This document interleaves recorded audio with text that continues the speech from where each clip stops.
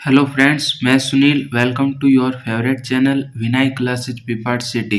तो my dear student, आज हम इस वीडियो के अंदर सीखने वाले हैं डस्ट ऑफ स्नो पोइम के बारे में और इसी के साथ इसकी क्वेश्चन आंसर और हमारे एग्जाम्स के अंदर क्वेश्चन कैसे आने वाले हैं उन सभी के बारे में हम बात करने वाले हैं। तो बिना समय गवाए शुरू करते हैं आज का वीडियो।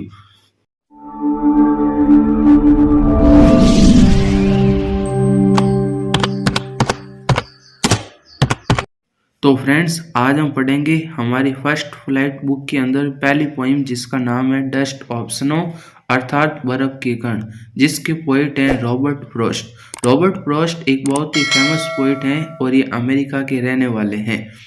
तो बिना समय गवाए शुरू करते हैं हमारी poem.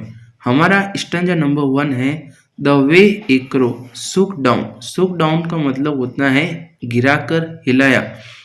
On me the dust of snow from A hemlock tree. Hemlock tree का मतलब होता है सफेद पुष्प वाला विषैला पौधा। तो पहले स्टंजा के अंदर हमारे पोइट रॉबर्ट फ्रॉस्ट हमसे कहते हैं कि जिस प्रकार से एक कौवा हेमलॉक ट्री पर आया और उसने बर्फ के कणों को हिलाकर मुझ पर गिरा दिया। Has given my heart a change of mood. Change of mood का मतलब होता है मनोदशा या मन की दशा। And save some part of a day I had rued. Rued का मतलब होता है उदासी के साथ बिताना या उदासी के साथ समय बिताना।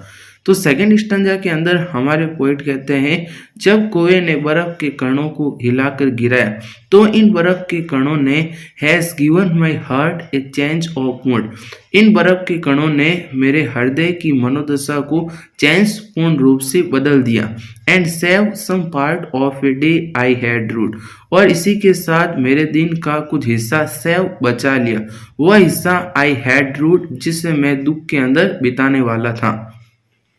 यानी कहने का मतलब है हमारी पूरी पोइम के अंदर हमारे पोएट रॉबर्ट फ्रॉस्ट हमसे कहना चाहते हैं कि एक दिन मैं बहुत ही उदास था और मैं किसी हेमलॉक पेड़ के नीचे बैठ गया और सर्दियों का मौसम था। तभी वहाँ कुछ समय के बाद एक कौवा आया और उस हेमलॉक ट्री की ब्रांच पर बैठ गया। अब जैसे ही वो उस ब्रांच पर बैठा तो वहाँ जो बर्फ के कण जमे हुए थे वे बर्फ के कण मुझ पर गिर गए। और जैसे ही वे बर्फ के कण मुझ पर गिर गए तो उन बर्फ के कणों ने मेरे हृदय की मनोदशा को पूर्ण रूप से बदल दिया। और इसी के साथ दिन का वह हिस्सा जो मैं दुख के अंदर बिताने वाला था उस पूरे हिस्से को इसने बचा लिया। अब पोइम का क्वेश्चन हमारे एग्जाम्स के अंदर क्वेश्चन नंबर 16 आएगा और इस प्रकार से आएगा read the following extract and answer the question that follow. यानी निम्नलिखित स्टंजा को आपको अच्छे से रीड करना है और रीड करने के बाद निम्नलिखित प्रश्नों के आंसर देने हैं। जैसे यहाँ पर है the way A crow shook down on me the dust of snow from A hemlock tree. यानी जिस प्रकार से एक कौवा हेमलॉक ट्री पर आकर बैठ गया और जब वह हेमलॉक ट्री की ब्रांच पर बैठा तब उसने वहां पर जमे हुए डस्ट ऑफ स्नो बर्फ के कणों को मुझ पर हिलाकर गिरा दिया। अब पहला क्वेश्चन है विच ट्री इज मेंशन। इस स्टंजा के अंदर कौन से पेड़ का उल्लेख किया गया है? तो यहाँ पर हम लिख सकते हैं in this stanza hemlock tree is mention. Hemlock पेड़ का उल्लेख किया गया है। फिर सेकंड क्वेश्चन है right rhyme scheme and word. यानी राइम स्कीम वाले वर्ड कौन से हैं वह आपको लिखने हैं। तो राइम स्कीम यहाँ पर हो सकती हैं ए बी और वर्ड्स हो जाएंगे क्रो, मी, स्नो और ट्री। अब इसी के साथ हम देखते हैं वेरी मोस्ट इंपॉर्टेंट क्वेश्चन जो हमारे वार्षिक एग्जाम के अंदर आने के सर्वाधिक चांसेज हैं। अब हमारा क्वेश्चन नंबर 1 जो वेरी इंपॉर्टेंट है who shook down the hemlock tree. Hemlock tree को किसने हिलाया था?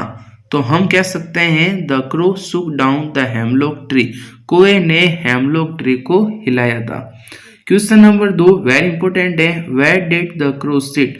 कौवा कहाँ पर बैठा हुआ था? तो हम कह सकते हैं the crow sat in the hemlock tree. कौवा हेमलॉक ट्री की जो ब्रांच थी वहां पर बैठा हुआ था।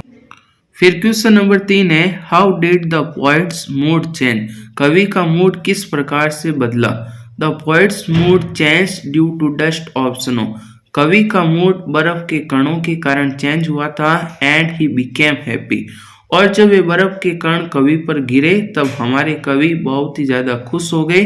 Thus his mood had change, और इस प्रकार से उनका मूड बदल गया।